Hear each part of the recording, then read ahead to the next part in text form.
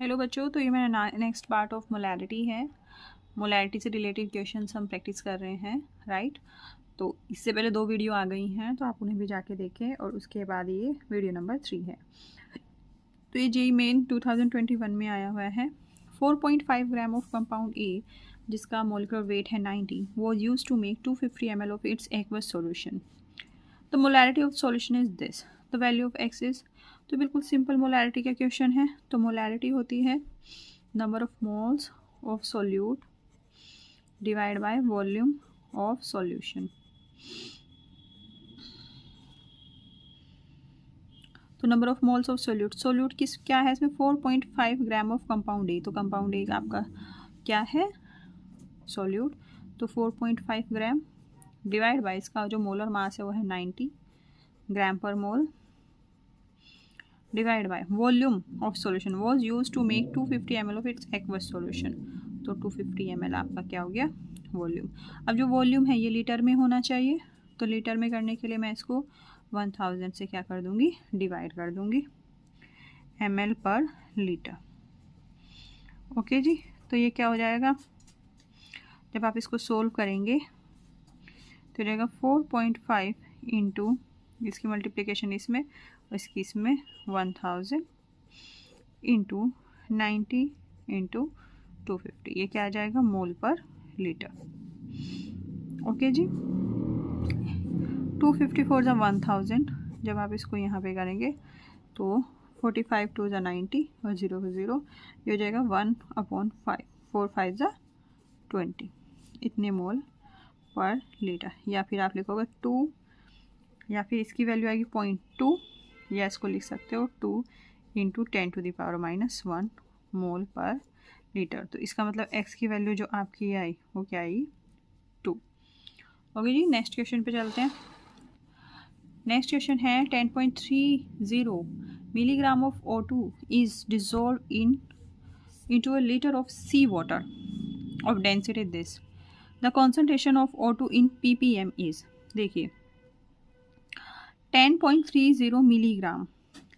तो आपको पता होना चाहिए कि 1 मिलीग्राम में कितने ग्राम होते हैं, 10⁻³ ग्राम। ओके, इतने मिलीग्राम O2 डिजोल्व है जो सी वाटर है उसके 1 लीटर में।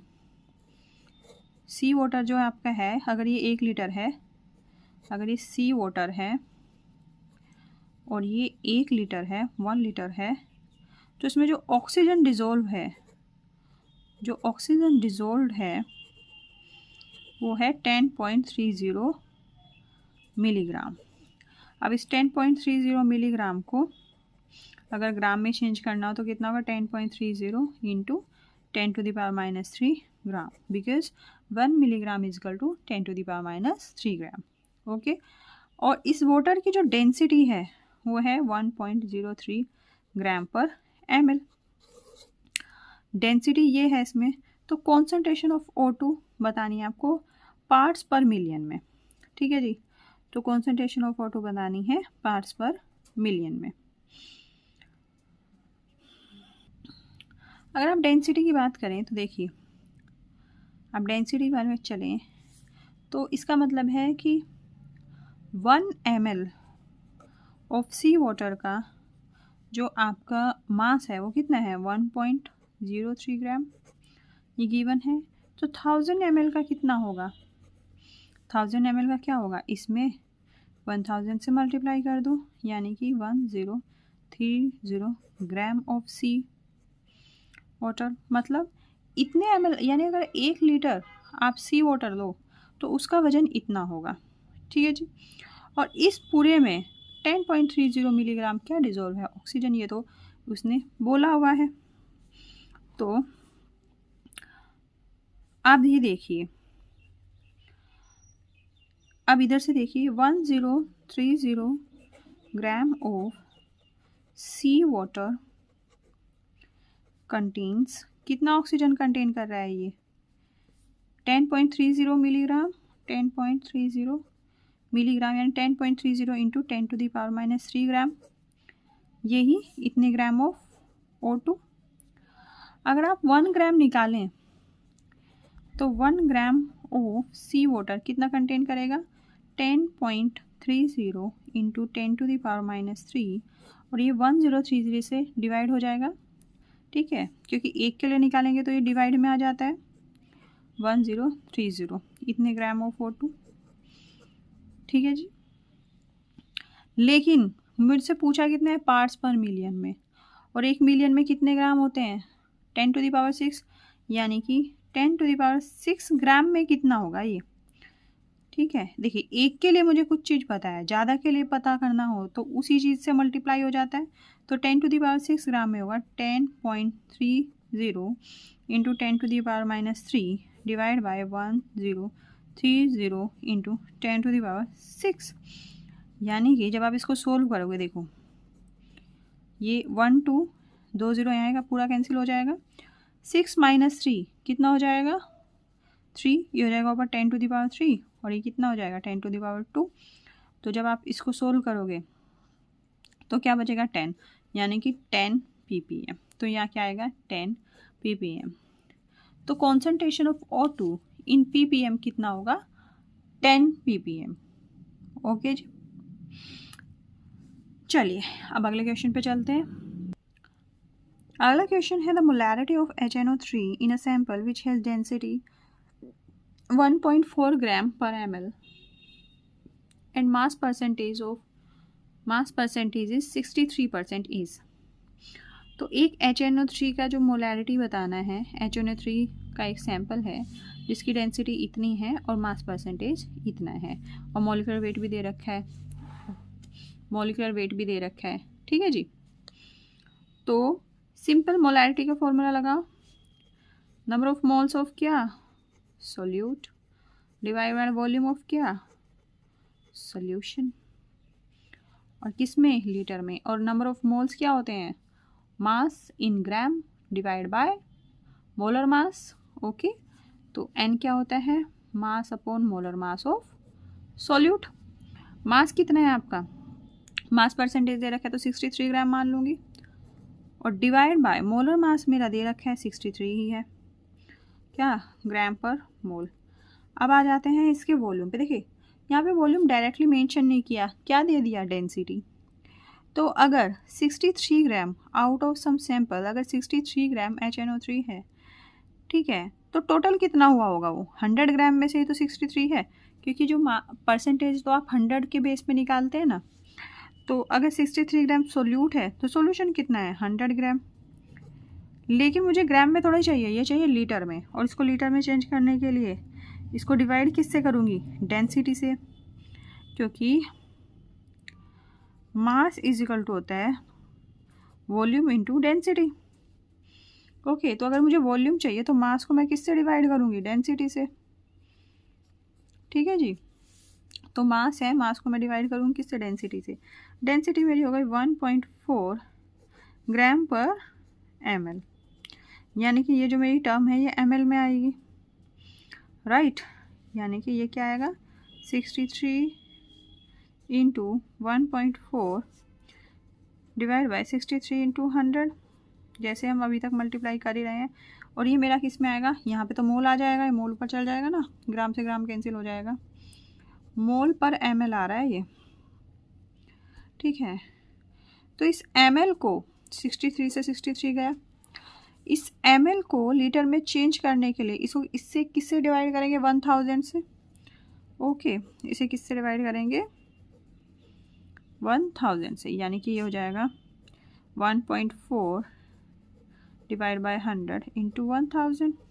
अब क्या हो जाएगा, ये मोल पर लीटर, 2 0 से 2 0 कैंसिल, ये आया 14। तो इसकी मोलैरिटी आ जाएगी आपकी 14, ठीक है जी। नेक्स्ट क्वेश्चन पे चलते हैं। जेईई मेन 2020 में इतने मॉलिक्यूल्स आर प्रेजेंट, ये 22 है यहाँ पे, इन 10 gram of a substance X, the molarity of solution containing 5 gram of substance X in 2 liter solution is। Okay, तो देखिए मोलैरिटी का आप सिंपल फॉर्मूला लिख दीजिए, number of mole upon volume. Number of mole क्या होता है, मास, मास मेरा दे दिया, मास मेरा क्या है 5 ग्राम divide by molar mass. Okay, molar mass तो मुझे पता नहीं, वरना मैं निकाल सकती कोई सब्सटेंस क्या दे दिया x, okay, divide by volume, volume मेरा 2 लीटर है। तो आपको पता चल गया कि मुझे मोलर मास चाहिए इसमें, राइट।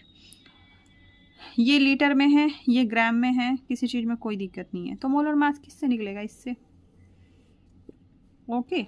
आपको पता है मास ऑफ 6.023 इंटू 10⁻22 मॉलिक्यूल्स कितना है, 10 ग्राम। अगर मैं इसमें 10 से मल्टीप्लाई कर दूं, mass of 6 into 023 into 10⁻23 molecules, जब 10 से मल्टीप्लाई करूंगी 10 की एक पावर और बढ़ जाएगी, कितना होगा, इधर भी 10 से मल्टीप्लाई करो, क्या होगा, 100 ग्राम। और यही तो आपका क्या है, एवोगैड्रो नंबर। और एवोगैड्रो नंबर क्या होती है, number of entities in 1 mole of a substance. तो इसका मतलब अगर इतने मॉलिक्यूल्स का मास ये है, इसका मतलब यही जो मेरा अननोन सब्सटेंस है x, उसका मोलर मास है। तो बस इस मोलर मास की वैल्यू यहाँ पे रख दो। तो मोलैरिटी क्या हो जाएगी, 5 डिवाइड बाय 100 डिवाइड बाय 2, और इसकी वैल्यू आपकी आएगी 0.025। आप इसको यहाँ पे रखें, 10⁻³ करना है, 1 2 3, ये हो जाएगा 25 इंटू 10⁻³ मोल पर लीटर, यानी कि यहाँ पे वैल्यू क्या आएगी, 25। चलिए अगले क्वेश्चन पे चलते हैं। अगला क्वेश्चन है, the amount of sugar required to prepare 2 litre of 8.1 molar aqueous solution is. Amount का मतलब होता है मास पूछ लिया, राइट, ओके। मोलैरिटी इस बार दे दी, मोलैरिटी होगी 0.1, और यहाँ पे क्या हो गया, number of moles divide by volume in litre. अब 0.1 नंबर ऑफ मोल्स, तो इसका अमाउंट क्या हो गया, अमाउंट हो गया m divide by molar mass of sugar, molar mass निकाल लेंगे। और वॉल्यूम मेरा क्या दे रखा है, वॉल्यूम मेरा 2 लीटर है। तो मोलर मास निकाल लेती हूँ, इसमें सिर्फ मोलर मास ही निकलवाना चाह रहा है आपसे, ज़्यादा काम नहीं करवाना चाह रहा। तो C12H22O11 का मोलर मास आप निकालिए। कैसे निकालेंगे, 12 इंटू 12, फिर कार्बन का क्या होता है 12 प्लस 22 इंटू 1, हाइड्रोजन का 1 होता है, plus 11 into 16, 12 into 12 144 plus 22 and 16 into 11, 16 into 11 क्या हो जाएगा आपका, 16 इंटू 11 हो जाएगा 176। जब आप इनको ऐड करोगे तो ये हो जाएगा आपका 342 ग्राम पर मोल। बस ये मोलर मास की वैल्यू यहाँ पे रखो, नीचे लिख लेते हैं दोबारा, 0.1 is equal to m divide by 342 gram पर मोल। और आपका वॉल्यूम कितना है, 2 लीटर, ये गिवन है। तो देखिए ये तो आपका फ्रैक्शन में ये नहीं है, तो इसके डिवाइड में 1 मानो, इसकी मल्टीप्लाई इसमें और इसकी मल्टीप्लाई इसमें। तो 0.1 इज इक्वल टू हो जाएगा m इंटू 2 डिवाइड बाय 342। तो m क्या हो जाएगा आपका 0.1 इंटू 342 डिवाइड बाय 2। तो इसकी वैल्यू आपकी क्या आएगी, इसकी वैल्यू आपकी आएगी 68.4 ग्राम। ओके, चलिए अगले क्वेश्चन पे चलते हैं। अगला क्वेश्चन है, the moles of AB2 weight 125 into 10⁻³ kg and 10 moles of A2B2 weight 300 into 10⁻³ kg। 5 moles of AB2 का वेट इतना है और 10 moles ऑफ A2B2 का वेट इतना है। और मोलर मास ऑफ A, ठीक है, and molar mass of B in kilogram पर मोल आर। तो ये आपको मोलर मास MA बताना है, MB बताना है, राइट। तो आप सपोज करो कि मोलर जो वेट है, मोलर वेट ऑफ A कितना है MA, और मोलर वेट ऑफ B कितना है MB। A का कितना है MA और B का कितना है MB। तो molar mass of molar mass of AB2 कितना होगा, कैसे निकालते हैं, MA पहले इसका ऐड करते हैं, फिर प्लस इसको इनटू में लाते हैं और फिर हो जाएगा MB, राइट। और A2B2 क्या हो गया, A2B2 का होगा 2 into MA plus 2 into MB। Okay, अब दे रखा है कि 5 मोल्स ऑफ AB2 का जो मोलर मास है वो कितना है 125 इंटू 10⁻³ kg। जब आप इसको ग्राम में चेंज करोगे तो उसमें 10⁻³ से मल्टीप्लाई हो जाएगा, because 1 kg is equal to 10⁻³ gram. अगर 125 इंटू 10⁻³ इंटू 10⁻³ ग्राम, इससे कैंसिल आउट हो जाएगा, तो कितना बचेगा ऐसे 125 ग्राम। 5 मोल्स का वेट इतना है, तो 1 मोल का कितना होगा, इसको 5 से डिवाइड कर देंगे, कितना होगा 25 ग्राम पर मोल। इसी तरह से देखिए 10 मोल ऑफ A2B2 का वेट है 300 इंटू 10⁻³ ओके। जब आप इस kg को ग्राम में बदलेंगे तो ये भी कितना हो जाएगा 300 ग्राम। जैसे यहाँ पे 10⁻³ से मल्टीप्लाई करेंगे तो 3 + 3 - 3 0 हो जाएगा, 10⁻01, तो यहाँ क्या बचेगा 300 ग्राम। तो 1 मोल ऑफ A2B2 कितना हो जाएगा 30 ग्राम। 1 मोल के लिए इस 10 से इस 300 को डिवाइड कर देंगे, क्या हो जाएगा 30 ग्राम। तो यानी ये इक्वल टू आ जाएगा कितना मोलर मास इसका 25 और ये वाला इक्वल आ जाएगा 30।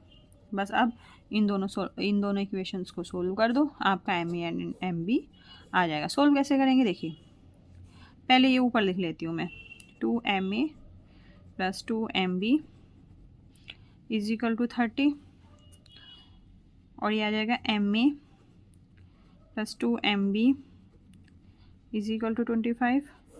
अगर मैं माइनस कर दूँ 2 - 1 कर दूँ, इक्वेशन 2 - 1 कर दूँ तो इससे कैंसिल हो जाएगा। 2MA माइनस MA कितना बचेगा सिर्फ MA, और 30 - 25 कितना बचेगा 5, यानी MA की वैल्यू आई 5। किस में, ग्राम में, क्योंकि हमने ग्राम में चेंज कर लिया था ना। देखो इन्होंने kg में पूछा है, तो kg के लिए कुछ नहीं, इंटू 10⁻³ मल्टीप्लाई कर देंगे, ठीक है। सिंस 1 kg इजकल टू 10⁻³ ग्राम, तो यहीं से 1 ग्राम इजकल टू क्या आ जाएगा 10⁻³ kg, है ना। जब इसका 1 ग्राम निकालेंगे तो ये डिवाइड में चला जाएगा, 1/1 डिवाइड बाई 10⁻³, और ये 10⁻³ नीचे पॉजिटिव है तो ऊपर जाके नेगेटिव हो जाएगा, राइट। अब मेरा MA 5 ग्राम है, इन दोनों इक्वेशन में से किसी में भी MA की वैल्यू रख दो, MB आ जाएगा।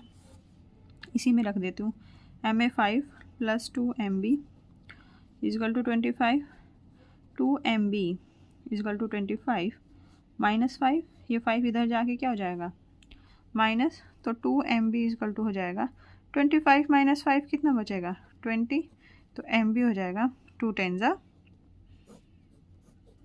20। तो MA की वैल्यू आएगी 5 इंटू 10⁻³ और MB की वैल्यू आएगी 10 इंटू 10⁻³ kg। kg में पूछा है ना, तो 5 और 10 देखो किस में है, तो MA की वैल्यू है आपकी 5 इंटू 10⁻, ये वाला ऑप्शन नंबर C, ठीक है जी। चलिए आगे चलते हैं। ये क्वेश्चन 2021 में आया हुआ है IIT JEE मेंस में।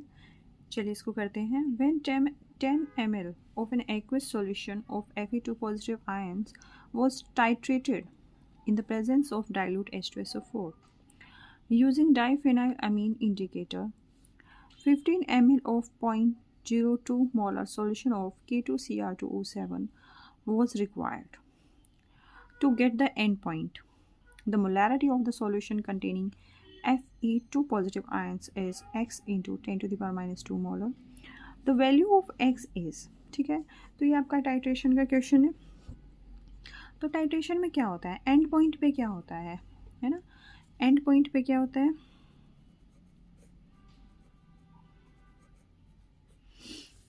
जिसको हम टाइट्रेट कर रहे हैं और जिसके अगेंस्ट कर रहे हैं उसके मिली इक्विवेलेंट्स इक्वल होते हैं, दैट मीन्स कि मिली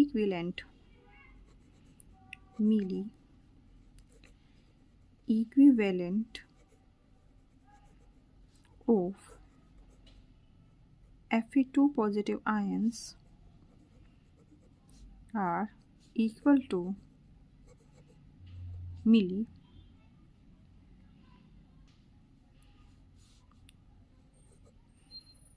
equivalents of K2Cr2O7, राइट। और या फिर आप बोल सकते हैं N1V1 should be equal to N2V2। यहाँ पे जो N1 टर्म है उसको हम बोलते हैं नॉर्मेलिटी। अब हमारे पास नॉर्मेलिटी तो नहीं है, ठीक है, इसको हम किस में कन्वर्ट करेंगे, मोलैरिटी। तो देखिए नॉर्मेलिटी होती है, नॉर्मेलिटी N इक्वल टू होती है N फैक्टर इनटू मोलैरिटी। अब ये N फैक्टर क्या होता है, N फैक्टर को हम बोलते हैं, देखिए N फैक्टर कैसे निकालते हैं इसमें, तो ये हो जाएगा N1 M1 V1 is equal to N2 M2 V2, ठीक है जी। तो सबसे पहले आपको इसका क्या पता होना चाहिए, आपको इसकी पता होनी चाहिए क्या, molarity and volume and N factor. तो आपको सबसे पहले इसका पता होना चाहिए कि इसकी इक्वेशन क्या होगी। तो Fe2 पॉजिटिव आयंस, देखिए Fe2 पॉजिटिव आयंस रिएक्ट कर रहे हैं किसके साथ, ये रिएक्ट कर रहे हैं Cr2O7 2 माइनस आयंस के साथ, और हमें मिल रहा है फेरिक आयन यानी Fe3 positive ion plus 2Cr3 positive. ये तो N फैक्टर क्या होगा, देखिए जो आपका चेंज इन वैलेंसी है Fe2 पॉजिटिव के केस में क्या है +1, 3 माइनस 2 +1, और जब आप M2 देखेंगे दूसरे सॉल्यूशन के रिस्पेक्ट में देखेंगे तो देखिए यहाँ जब आप इसकी ऑक्सीडेशन नंबर निकालेंगे क्रोमियम की तो क्या आएगा, आप निकाल सकते हैं। देखिए आपको ये सब सिखाया हुआ है रिडॉक्स रिएक्शन के चैप्टर में, तो इसको x मान लीजिए 2x + 7, ऑक्सीजन का क्या होता है -2 और ये -2 यहाँ आ जाएगा, तो 2x - 14 is equal to -2, 2x is equal to -2 + 14 और 2x इज इक्वल टू हो जाएगा 12 या x इज इक्वल टू हो जाएगा 6 + 6। तो यहाँ पे कितना चेंज आ रहा है, देखिए +6 -3 3, लेकिन आप देखेंगे रिएक्टेंट में क्रोमियम के कितने एटम्स हैं, 2। तो सिंस ये एक एटम के अगेंस्ट तो +3 है, लेकिन 2 के लिए कितना होगा, 3 × 2 क्या होगा N फैक्टर 6। तो पहले वाले के लिए क्या होगा 1 और दूसरे वाले के लिए क्या होगा 6। तो यहाँ पे लिख लेंगे N1 की जगह 1 × M1 क्या है, देखिए in the presence of H2SO4 for using diphenyl indicator. देखिए इसका तो हमसे पूछा है, Fe2 पॉजिटिव आयंस वाले का तो पूछा है, तो इसको मैं M1 ही लिख लूँगी, राइट। और V1 मेरा दिया है इसका 10 ml, राइट। और N2 भी मैंने आपको बताया कैसे आया इसका 6 × और M2 क्या है, देखिए इसका तो मोलैरिटी दिया हुआ है 0.02 मोलर सॉल्यूशन ऑफ K2Cr2O7, तो यहाँ पे आपके क्या लिखेंगे 0.002, और V2 क्या दिया है इसमें 15 ml। बस यहीं से इसको सोल्व करना है, इसकी मोलैरिटी निकाल लेनी है। तो M1 क्या आएगा 6 × 0.02 × 15 डिवाइड बाय 10। आप इसको सोल्व कर लेंगे, ये पॉइंट हटाएंगे तो नीचे क्या आ जाएगा 100। पॉइंट से आगे जितने नंबर होते हैं उतनी 0 आ जाती है। अब क्या करेंगे 2 5 = 10 एंड 5 3 = 15, ठीक है, 6 3 = 18 डिवाइड बाय 100 आ रहा है। अब 2 पॉइंट है तो जब नीचे 100 है, जब 100 से डिवाइड करूँगी तो 2 पॉइंट लेफ़्ट साइड मूव हो जाएंगे, तो हो जाएगा जैसे 1 8 है तो 1 2 और पॉइंट यहाँ लग जाएगा तो 0.18, या फिर इसको आप लिख सकते हो 18 × 10⁻², मोलर। ये ऊपर जाके क्या हो जाएगा 10⁻², 10 टू द पावर माइनस 2 क्यों लिखा? क्योंकि यहाँ पे x की वैल्यू निकालनी है और 10 टू द पावर माइनस 2 की टर्म्स में ही पूछा हुआ है। तो x की वैल्यू सिंपली क्या आ जाएगी? x की वैल्यू आपकी आ जाएगी 18। देखिए ये जो रिएक्शंस है ये बैलेंसिंग का अलग से वीडियो है, उसमें आप बिल्कुल ईजिली रिडॉक्स रिएक्शन जो NCERT एक्सप्लेनेशन की जो प्लेलिस्ट है उसमें जो रिडॉक्स रिएक्शन की बैलेंसिंग है वो आपको सिखाई गई है, उससे आप इसको इजीली बैलेंस करना सीख सकते हैं। चलिए अगले क्वेश्चन पे चलते हैं। 15 ml of aqueous solution of Fe2 positive in acidic medium completely reacted with 20 ml of 0.03 molar of aqueous Cr2O72 minus। तो मोलैरिटी ऑफ Fe2 पॉजिटिव बिल्कुल सेम ऐसा ही है, ये भी 2021 में आया हुआ है। तो क्या था आपका? N1 V1 is equal to N2 V2। N1 को क्या लिख सकते हैं? N1 M1 is V1 is equal to N2 M2 V2। N1 Fe2 positive वाले के लिए क्या था हमारा? N फैक्टर 1, तो ये हो जाएगा 1 इंटू, इसकी तो मेरे से पूछी ही है मोलैरिटी, तो M1 लिखूँगी और V1 है आपका 15। N2 है मेरा Cr2O7 वाले केस में कितना था? N2 6 इंटू M2 है मेरा 0.03 और V2 है मेरा 20। तो M1 मेरा क्या आएगा? 6 इंटू 0.03 इंटू 20 डिवाइड बाई 15। जब आप इसको सोल्व करेंगे तो आपकी वैल्यू आएगी 0.24। इसको हम क्या लिख सकते हैं? 24 into 10 to the power minus 2। तो यहाँ पे इसकी वैल्यू आएगी 24। सो आई होप आपको समझ में आ गया हो।